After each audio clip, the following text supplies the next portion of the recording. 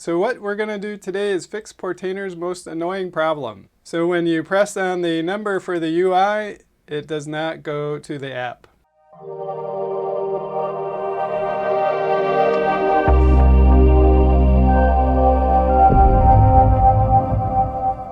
So welcome to TechnoDadLife, and my name is Jeff, and today we're going to fix my most annoying problem with Portainer.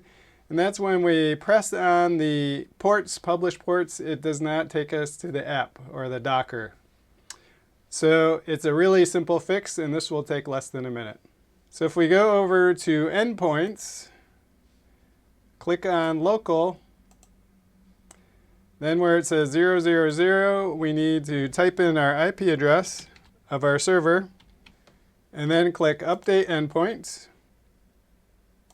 Now we go back to containers, and if we press on 9000, which is the port for Portainer UI, goes to that.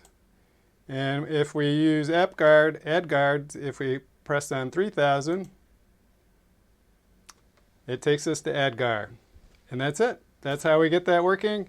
And so always remember to change the endpoints when you start a new server. And so that's it for today. You have a great day. Hope you found this helpful. We'll see you next time. Bye-bye.